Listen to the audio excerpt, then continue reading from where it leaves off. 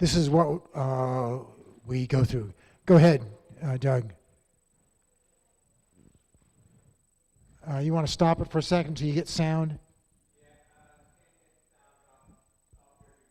Oh, hang on. I gotta change the setting.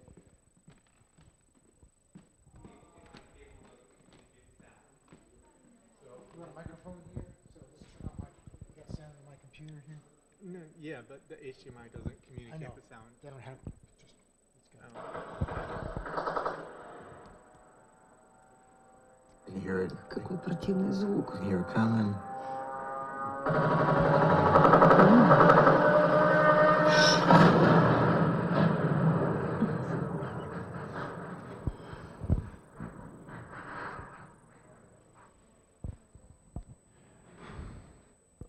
So this is the damage done by those drones. That's the port offices of Izmail. That's the city offices of the port. There's another building that's the commercial offices. So the Russians have used drones to destroy all those offices. Concrete floored building, but the walls inside are sheetrock and aluminum and glass. So a drone is 9 feet wide, 12 feet long. It's built like a triangle, delta shape. It has 40 kilos of dynamite in the nose of it, and it hit right in the middle of the second floor and just blew all those walls out. It hit at about, 3 or 4 in the morning, which was nice because nobody was there. But, so all across Ukraine now, people are going through drone attacks. We have an app on our cell phone called Telegram, and it's used quite often by people in Europe and in Ukraine. And there, on the Telegram is one group called Monitor, and this site you can see when the alarms go off. You can see a list of messages, and they are in Ukrainian. You just touch them and it translates to English. It tells you what just took off. It's either a drone or rocket, or it could be a certain kind of MiG, which carries a rocket. MiG-31 carries a rocket, and then where it's from, and where it's going to, the rocket's going to. So we wait. If we see the name Odessa Oblast, it means it's coming in our direction. Now, most likely it'll hit Odessa because they get a lot of drones. But if it goes past Odessa, then we know it's coming to Reni, which is just up the Danube, or us, or Vilkov, which is south of us on the Danube. And so we just keep watching till like the last 15 minutes, and then you know if it's going to come to you or not. If it is coming to you, we live in an apartment building, and this will be perhaps 3 o'clock in the morning or 4 o'clock in the morning. We're watching the last 15 minutes. It's like every minute it'll see where that drone is, because there's spotters, there's people that are sending messages in. And you step out of your apartment into the corridor. So there's apartments here and windows outside, and apartments there and windows outside. So all the neighbors just gather in the corridor until the drone explodes somewhere. And then we all go back to bed. So Russia just continues to pound away at Ukraine, regardless of don't even know what is the status of the ceasefire. Is it still there? Is there still a ceasefire? There's not, I'm sure. Yeah, there never was a ceasefire, even though it was claimed to be one. Yeah, what we can do, I don't know about that. So, so what we did when the war first started, my work had been for 15 years with street kids, then training foster families to take children from orphanages, team building in orphanages. After 2014, peacemaking training for teenagers. We did the training in conjunction with the Academy of Sciences of Ukraine. We had camps on the coast for families displaced from Donetsk in the war, in the beginning, 2014 war. We were doing all that. COVID slowed a lot of things down for us. They just quit meeting. They couldn't have meetings with more than 10 people in it. And we were kind of climbing out of COVID when suddenly there was this question, will there be a war? I had to leave the country when the invasion began, February 24th, on February 2022, because my visa was running out. So I get 90 days in Ukraine, then I got to leave for 90 days.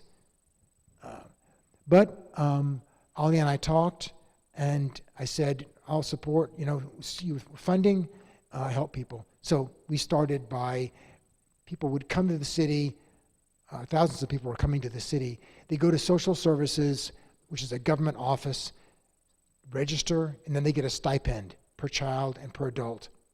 So that's what gets them to the social services. On the door is a phone number and a sign that says, if you want more help, call this number. And it's Ollie's cell phone. So as you can imagine, the phone was ringing day and night. And a conversation, a meeting in a grocery store. We tell them, here's the funding you have, get what you want, we'll pay for it. Because a lot of agencies are helping with boxes of this or that or whatever, but a lot of families need to really focus on what they need. And some of those are people with children with autism or Downs, and there's certain kinds of food that they need or whatever, so that was a big help to them. But between March, April, and May, we had all these people that we had met. And then Olya and I both decided, we both had experience with camps and camping. We say the word camp, but really you're going to a building and you're staying. You're not in tents, but you're near the water. So we found a place in Bulgaria, and that first summer we took 100 people, 2 groups of 50, to Varna, Bulgaria. Very clean city, a very, very clean city. It's on the Black Sea, which is crystal clear. It's not black. And it's a great temperature in the summertime for swimming. It's a beautiful shoreline. They've really done it well with cities, with hotels and so forth. Our building, it's a Soviet school style building built sometime in the Soviet era. It's for children, so we bring mothers and children to this camp. At camp, our staff became a staff. These people bonded with each other.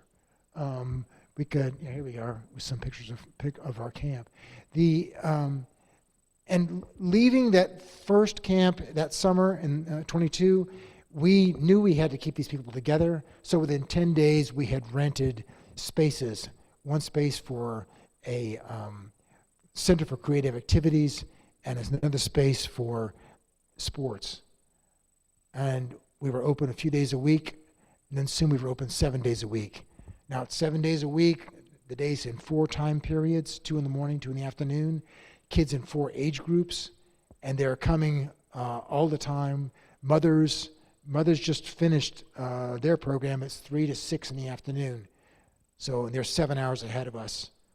So they all left not long ago. And as we progressed through that year, we met more people. The next year, we had another 100 people, different people came to camp. The year after that, 150 people came. This last summer, 150 people came to camp. This summer, we're looking forward to is 150 people going. We find that there's a book called The Body Keeps Score. It's about trauma. And the author, Bessel van der Kolk, says that trauma damages you emotionally and also physically, but it works backwards. What you do physically can help you heal from that trauma. And we discovered that a very important thing to do is get people in the water. They're traumatized, get them in the water. You feel it all of your skin. You play in the water. There's a really healing property to it. A lot of these children that were in places like Mariupol or Kherson or Nikolaev, whatever, they went through 2 to 6 weeks of living in a basement while they're being bombed. Boom, boom, boom all the time. They get in the water. They go underwater. It's silent. So we've learned a lot about dealing with trauma. We learned also that it's good to have people talking to each other. Sometimes they don't want to talk. You have to let them not talk. That's why we have all these things to do with your hands, because people will sit with each other and do that, and then they'll talk. While they're making something with their hands, they will talk.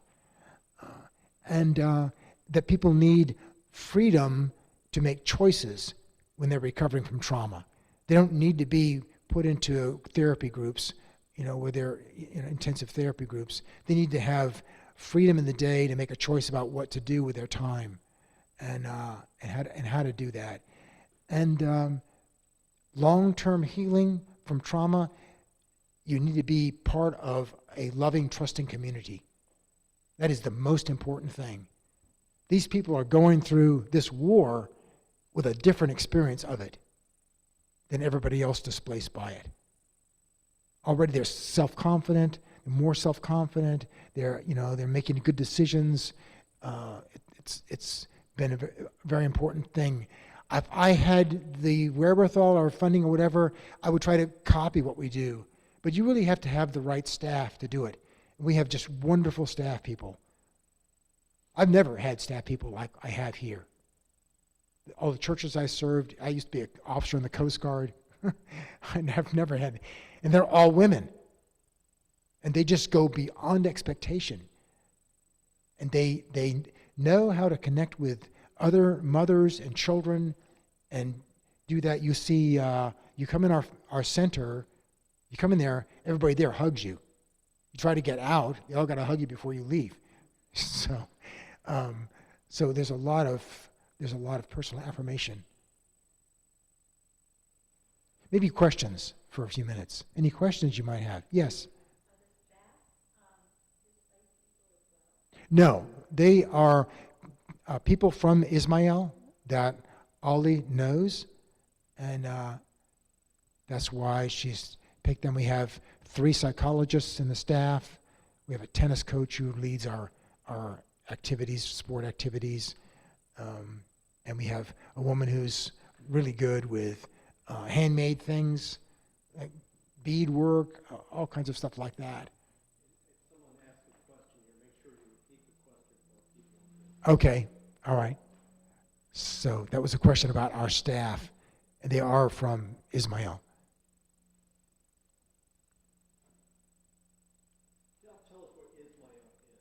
So Izmail is a city on the far west of Ukraine and south. I wish I had the map in front of me, but also maybe slides from the spring 25. Just let those go. You go in Ukraine, the war is in the east, Mariupol. You're coming west, and you hit Nikolaev, the next big city. Then you hit Odessa, and then you come to Izmail. Izmail's about 3.5 hours from Odessa. Odessa's in 2 hours from Nikolaev. The Russians could not get past Nikolaev. If they got past Nikolaev, they would attack Odessa. If they take Odessa, it's really bad news.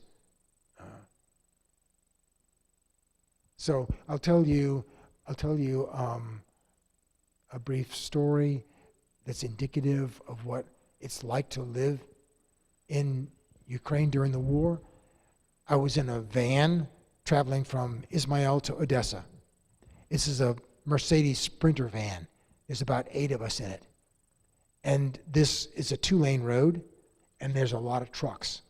And of course, our driver wants to get there as soon as possible, and he's passing these trucks. I'm sitting right behind the driver, and next to me is a woman, next to her is her daughter. And I'm on my laptop trying to work, and I'm looking up now and then at the driver, at what he's doing. I feel us passing a truck, and As we do that, I look ahead and I see a car's coming at us. Now, cars travel a lot faster than trucks do. And so naturally, for a moment, I'm thinking, we might not make it.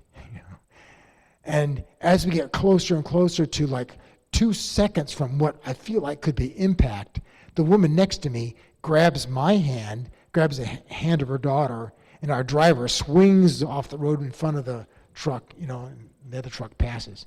And we look at each other.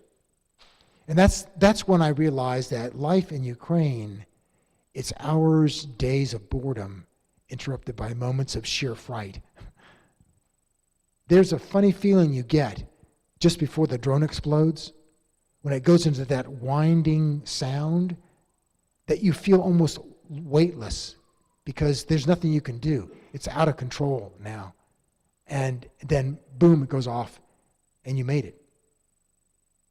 Those guys, all that rat-tat-tat, that's men in a truck trying to shoot the drone down before it comes to the city. It's coming off the Danube. They go up the Danube to stay away from rifle fire. Then they're coming in. Yeah. So, Izmail is all the way down here. It's the Danube, curves around. Look how close Crimea is. And a lot of drones come from Crimea toward Izmail. Romania, Varna, Bulgaria down here with being checked at the border a couple times. It's about an 8-hour trip for families to come. Yeah.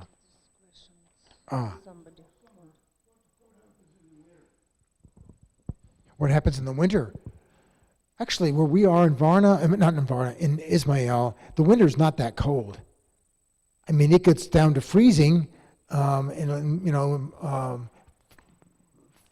and then, but this is not like northern Ukraine or Siberia or something like that. There's lots of fruit trees in our area, and a lot of things grow in Izmail. But in the winter, it's, in terms of what happens, you mean with the war or with what?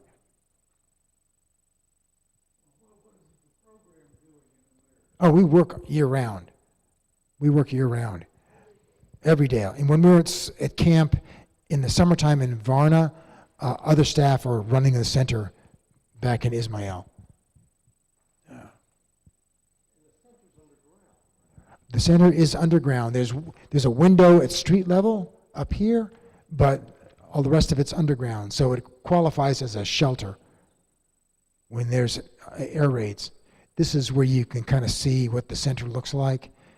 There's a big rubber mat carpet that's got the colors of Ukraine. Girl in the red shirt on the right, there she is again too. She's 34 years old. She is our child psychologist who wants to come to seminary in the States. She just needs to improve her English a little bit. We've placed 7 students in school in the States. The Presbyterian Church started 2 schools many, many years ago. One's called Manal, which is in Albuquerque, and started about 120 years ago. The other's called Rabun Gap in North Georgia. So we have 6 students at Manal School, and we have 1 student at Rabun Gap in North Georgia. 4 10th graders that are going to be 11th graders, and 3 seniors that are graduating, and 2 going on to University of New Mexico. And our Christmas Joy offering does support from Manal School. Oh, that's great. Yeah. I'll remind them of that. Because what's interesting is that since they have taken on our students, Manal in particular, has been getting more donations because they have Ukrainian students. Yes?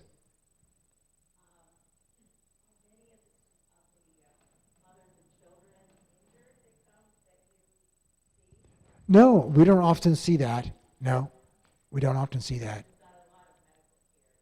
There is medical care for people, but these are people who've left the war zone or threatened by the war. Everybody's from the same place, different city, but the same story. They've lost the place they lived because it's destroyed or occupied or too close to the fighting to live there, too dangerous to live there. So they've all left. Here's a question here about people at our summer camp speaking English. A lot of our kids speak some English. Our teenagers speak some English. And that's why we are trying to recruit young people to come over to Varna, Bulgaria, and spend a week or 2 or 3 with our youth, with our children. You put an American college age or young adult after that with our kids, and it just increases the energy level and the desire to speak English among them. So that's been a really big help for us.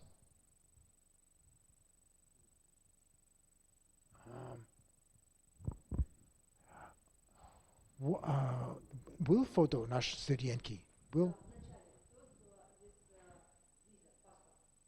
Okay. Question? Yes. What types of things do you need what types of things do you need? We need art supplies. We need guitars. I just bought one yesterday at secondhand. I wish I knew what part of town that was. It was a good deal, too. We had an 18-year-old volunteer come, and he actually didn't just come to camp. He came into Ukraine for 3 months, and he started our music program. Guitars, keyboard, microphones, all that. Just 18 years old. So we still have that music program going. So musical instruments we needed. But we have a lot of stuff that we use for crafts and handmade things. We, in the summertime, buy fans to give to people. In the wintertime, we buy blankets, especially for people who are new. But now it's been 3 years, so a lot of folks, especially the people that went with us, they've settled in Izmail now, and they got a choice to make. If this war ends, are they going to stay in Izmail or are they going to go back home? There's certain reasons why they would or would not. Home could be destroyed for a lot of them. If you've seen pictures of Mariupol or Donetsk, whatever, they're not going to go back. Some places they would go back if their home is still there. But the draw to stay in Izmail is this relationships they have with all these other people. We never had it like this back home, they say. We never had it like this. And these teenagers, when mom says we might go back to Kherson, they don't want to go because they'll lose all their friends. So there's going to be a lot of folks that will stay in Izmail. It's a very clean city. You'd be very, very surprised. The only place I've seen that's cleaner is Disney World, where they actually sweep up behind. Yeah, it is relatively safe. Yes, it is. The drones and rockets hit the port. We live near the port, but for the rest of the city, they've been spared any of that. So, yeah, it's relative. Yes. There are jobs, but unfortunately, people have to take a job that pays less a lot of times. There's our students right there with their passports. We have, for example, one student in Albuquerque. Her mother was an engineer in Donetsk, but twice because of the war had to move. 2014 and then again with the war and the second invasion. Now she works as a sales clerk. She's not working as an engineer anymore. So that is a problem. Yeah. They do, and there's been an issue with that because if the school doesn't have shelters, then sometimes they don't go to school. They got to stay home and they go to school on a cell phone. There's a lot of that. And there are kids that go to school locally in Izmail, and they're also taking classes or tests in their school in Nikolaev or Kherson or another place. There's children here in the States in American our schools, and they're also keeping up with classes in Ukraine because they want, if they go back to Ukraine, to be, to stay where they were academically. In schools in the States, yes, Mendenhall. Yes. Is that because Presbyterians in the United States? That's because if you go to these schools, you have to have a certain level of English to begin with. So they take a TOEFL test or ISEL test and to qualify to go to school. And then it's been remarkable to me how fast they pick it up. 6 months later, they're talking just like an American kid. I'm just shocked. Yes, there are fathers. There are fathers. They're just говори о Юлия и отец. So I need to hear from Ollie, but Robert said what we have our center works every day. 6 days in a week we work for children, and one day it's Sunday, it's Mother's Day. And when mothers came in our center, we talked about children, about problem, about what need for life. And of course, mothers talked about what they think, what they need. Sometimes it's very interesting story. One story, we have teenager Anton. His father is a military commander, and mother's Anton. Anton came in our center, and it's like smile and cry. Yulia, what happened? What? And my husband drove in car in military in the war zone, and wanted smoke, but don't have fire lighter, and stop car and go in. Please ask somebody. This time in your car, bomb. Как fell? Rockets in the car. And he called his wife and said the story, and Yulia, what you answer? And please, smoking, all alive, all will be alive. Yes. And next story, it's true, not sad story, but it's story. We have a mother who husband soldier, and he in war zone in Zaporizhia town, and he's had 3 days vacation, and his wife go in Zaporizhia what can see her husband, and this mother have 3 hours before meet, and woman stay woman if war, and Julia go in a hairstyle because need painting little hair, and only paint your hair. The alarm attack drone. This all women in the hairstyle, they run in shelter, but near bomb. It's not sad story, I say, but when her husband looking for Julie in hospital, she was not Robert. she lost hearing in one ear. And without hair, because paint too long it was in her. No, woman understand me, yes? Can't leave that paint on too long or your hair will fall out.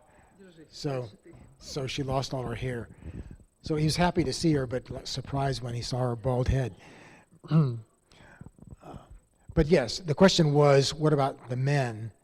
And so some husbands are soldiers, some have jobs, some stay back at where home was with their job because it's a good income, but it's not safe for wife and children. So there's always these choices of what to do. Yeah.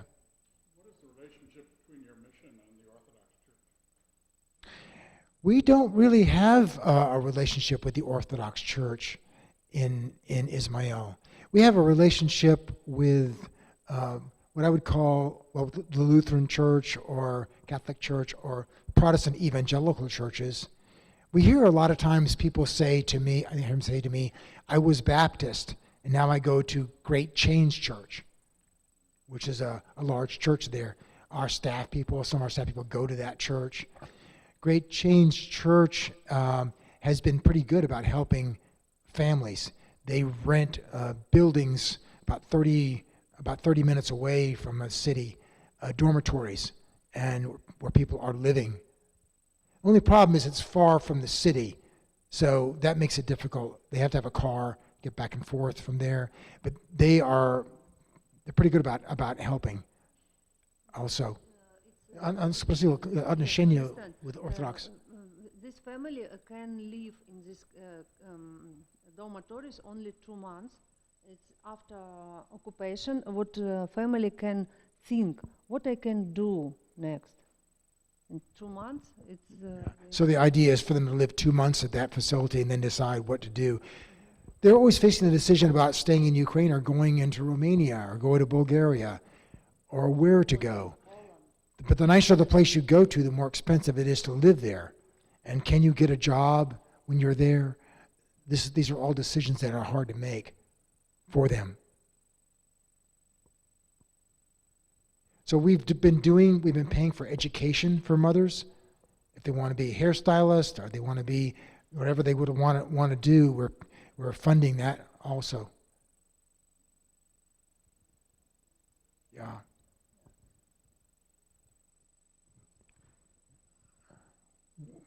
That was one of the mothers of our boy in Ukraine. Other questions you might have? So we travel around the States. I'm like Chuck said, 3 months in Ukraine, 3 months in America. I have to stay out of the country for 3 months.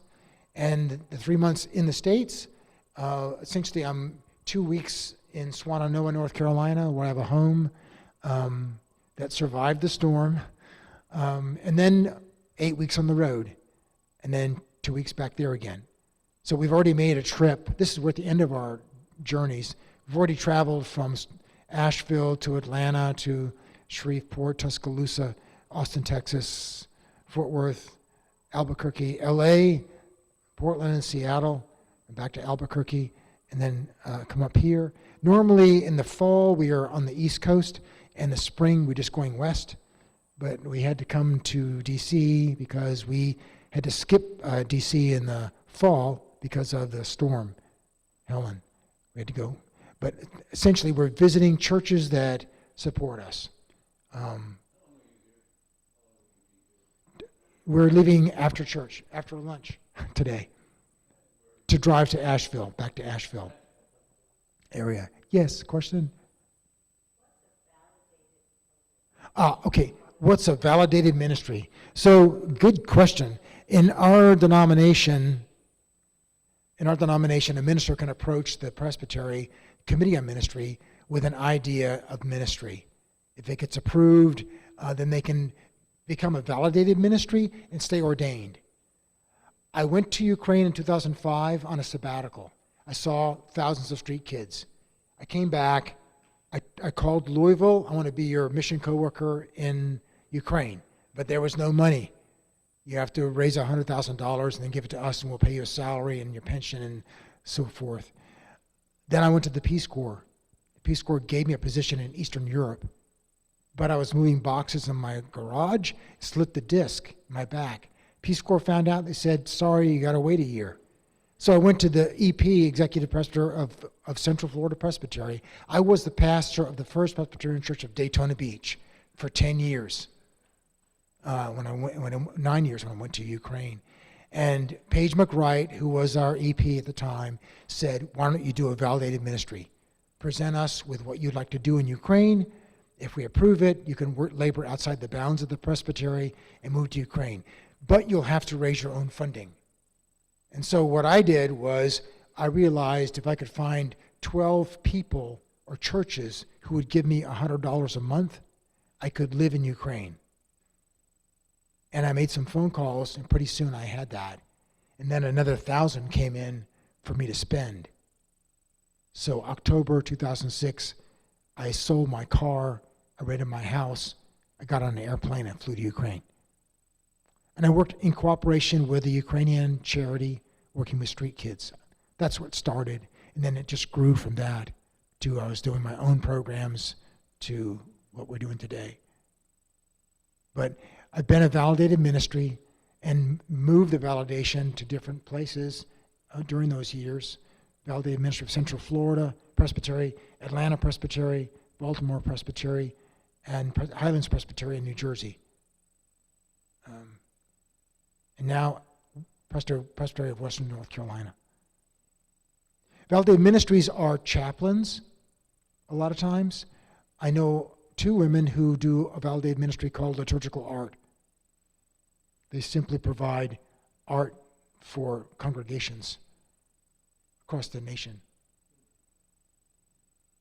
Tell us a little bit about your art and music program.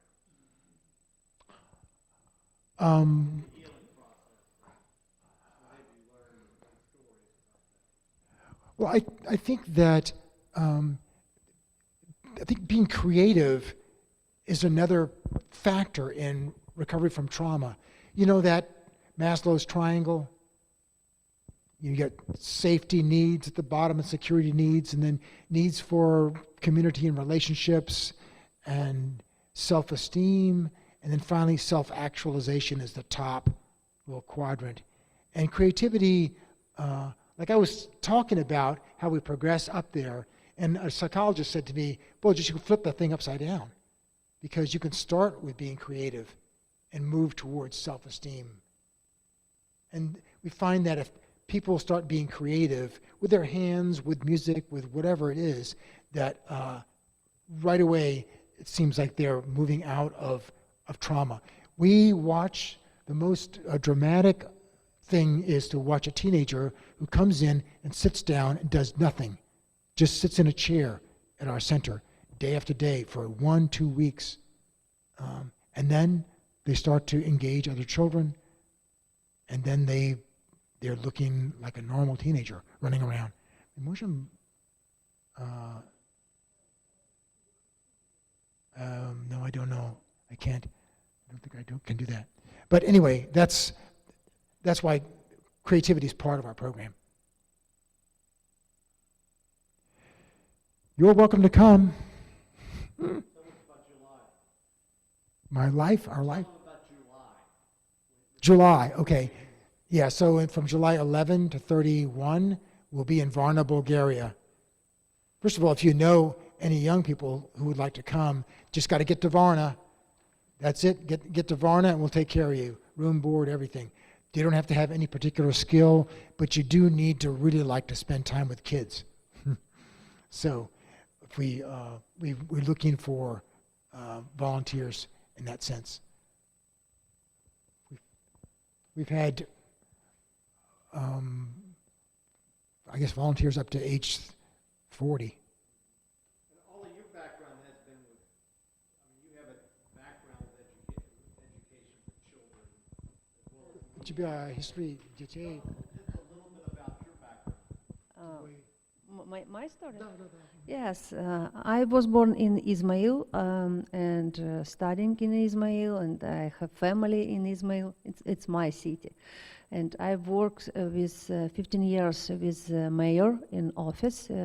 I was public relations specialist. And maybe because I know a lot of people in my city. And when was need looking for staff people, I chose maybe best. It's best staff people because all teachers and psychologists very love children. It was first love, then education, experience, diplomas, something love, because these children from war zones, it was very, very patient, терпение, patient, a lot of patience and love. First time it was how said Robert, just sit and nothing, nothing. It's need time and love and time, step by step. We doing.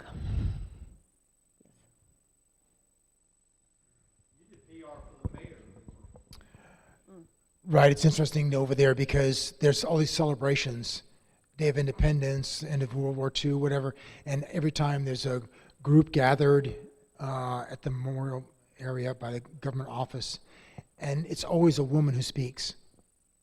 And Ali is a speech writer and a speech giver. So, but she will give a speech, or another woman on the staff give a speech. Then the mayor might come to the microphone and say a few things, but it's always a woman who speaks.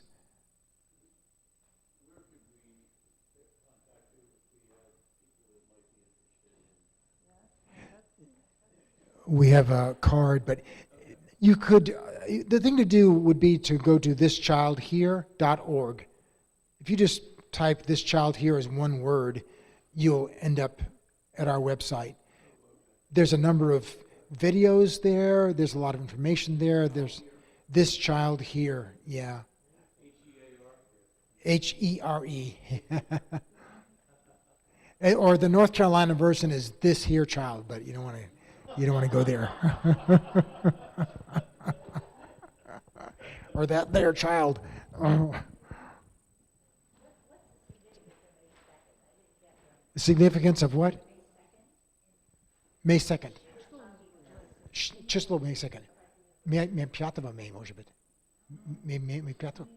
Когда... Okay, when's independence? Не зависит от меня. Когда?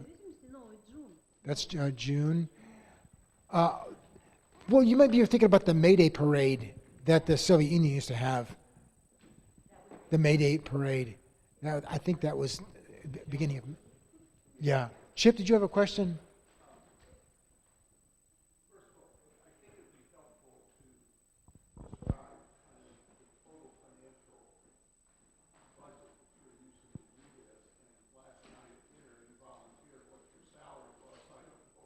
I'm glad to. So our budget right now is about $235,000 a year. I make $36,000 a year. My salary is $3,000 a year, a month, $2,000 a month. Ollie's is $2,000 a month. We spend we spent this year, we spent $56,000 on 7 students at $8,000 apiece going to school in America. We spent about $40,000 on 3 camps in Bulgaria. The rest of the money is going toward staff salaries for other people. We have 11 people that work part-time for us, and building space, and some money for travel in the States too. But that's pretty much, we were running on a budget of about $85,000 for many years until this invasion began. And suddenly we needed a lot more money, and a lot more money came.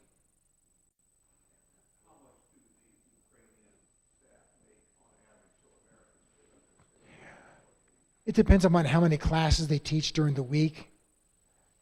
A typical salary for a teacher in Ukraine is $250 a month. It's really low. But we pay that to a person who's just part-time with us. So people have 2 or 3 jobs many times in Ukraine. And of course, it's a lot cheaper to live there. If you came as a foreigner over there, you might pay $30 a night for a hotel, or $35 a night. A good meal even with a glass of wine is $12. We have a car now. I didn't use a car for 15 years, but we bought a car, and it really does help us get around.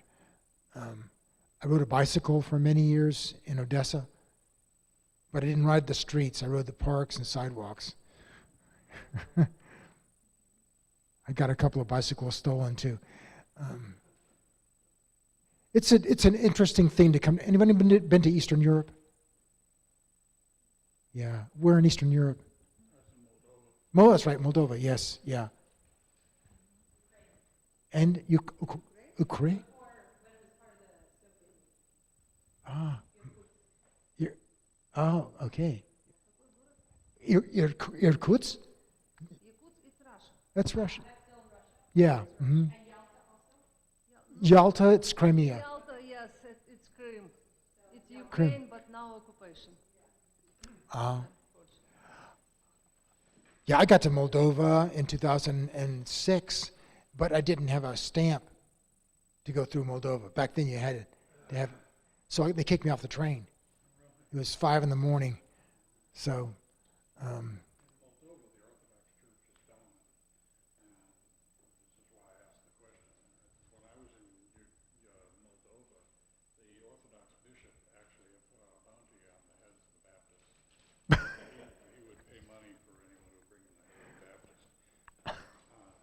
gosh. No, gosh, sounds like John the Baptist. I'm not sure if those online heard that, but the Bishop of Moldova was offered money for the head of a Baptist. So, But since I was at a Baptist seminary teaching, I teach full-time at Baylor University, which is a Baptist seminary, so they sent me over to a sister university okay. to teach. And but when you're in the Baptist seminary and the Orthodox bishop has declared war on Baptists, you do think twice about the environment. I've seen there's a Lutheran cathedral in Odessa. It was burned when I saw it. Now it's been rebuilt. There's a Presbyterian church. It's PCA in Odessa, funded by folks in Mississippi, but a lot of Orthodox churches. That's the predominant thing. In Moldova, the remnants of Russia are really quite prominent. You can see all the buildings that they created and whatnot, but they're not being kept up at this point. So that the roads that they made that were at one time very nice are now so full of potholes you could fall into them and never get out. Is that Ukraine's experience as well? Or? No, Ukraine has been repaving roads. Roads are much better in Ukraine. I remember being in Moldova and walking on plywood, covering those holes in the sidewalk or the roads. It is the most impoverished country in Eastern Europe. Moldova is. Chip, a question?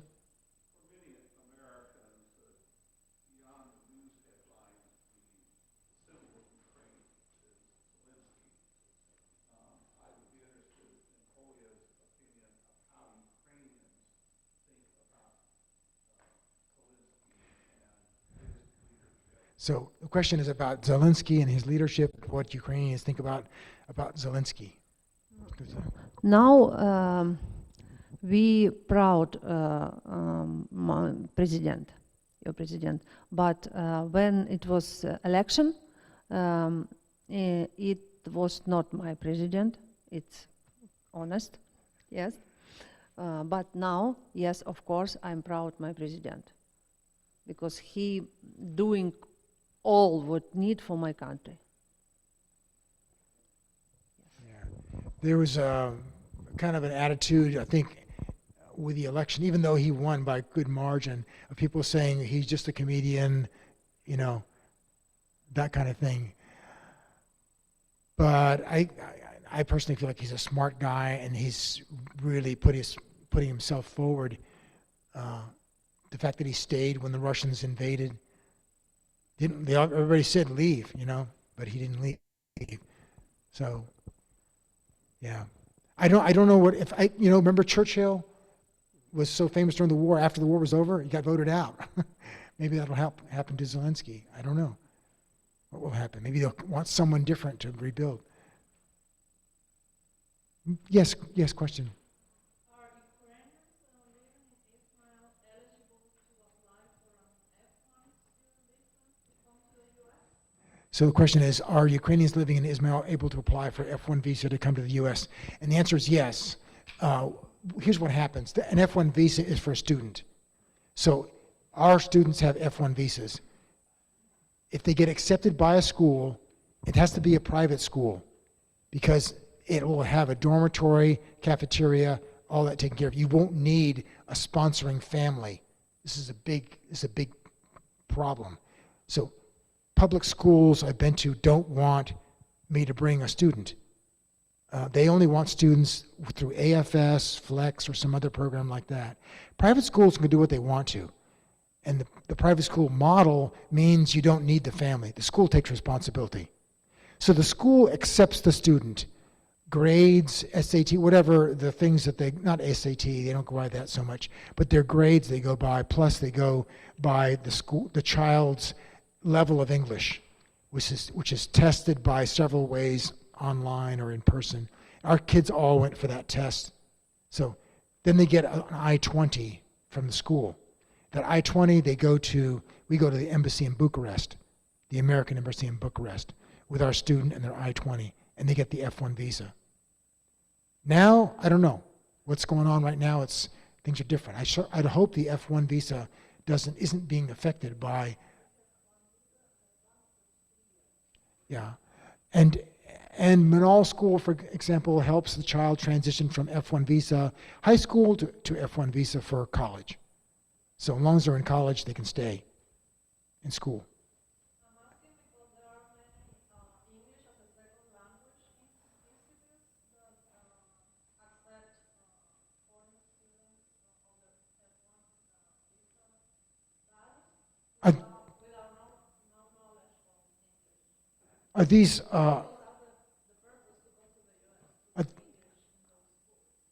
are those high schools or colleges or what?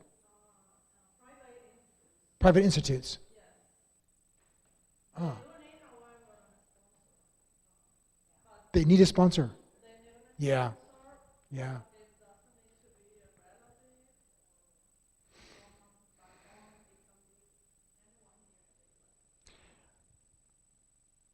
Our kids, by the way, the problem for us for school is that what to do with them in the summertime and vacation too. So we find homes for spring break and Thanksgiving, and we're sending 3 to Massanetta Springs Camp and Conference Center because they'll take a student who's less than 18 years old. 18 was the problem. I couldn't get him to Montreat. I couldn't get him to a lot of other places, but Massanetta Springs would take him at age 17. They get an older person to be their caretaker while they're there, but they will just live at Massanetta Springs, got a dormitory room, got food. They'll be like volunteers in a sense, working with children, with all whatever. But that's the way we've solved that problem. I would like to bring the woman who wants to go to seminary. She has to improve her English. She's taken the test twice. Her score is not high enough. She's a wonderful human being. She would be a great minister. So now I'm looking at ways I can try and get her to the States. Just being in the States, interacting, speaking all day would really help. Maybe one more question. Anything you want to ask Ollie? Any dangerous question? Yes. Yes. Ollie tells a lot of stories. It's on the wonderful podcast I sent to you, linked on Thursday's email and Sunday's email. If you don't have that link, you just look up New Way and put Robert's name or Ollie's name in there, and you'll find it on Google. It's New Way is the name of the podcast. It's from 1,001 new worshiping communities. It's professionally done. It's 33 minutes long. Ollie tells a lot of stories that are translated as she's telling them by a Ukrainian-American pastor of a Presbyterian church in Daytona Beach, Florida, and who does a wonderful job translating what she says. So you hear a lot of what Ollie has to say through that wonderful podcast, including a couple more stories we didn't hear today. But again, just put New Way, put their name in there, one or both of their names, you'll find it. It's a great podcast.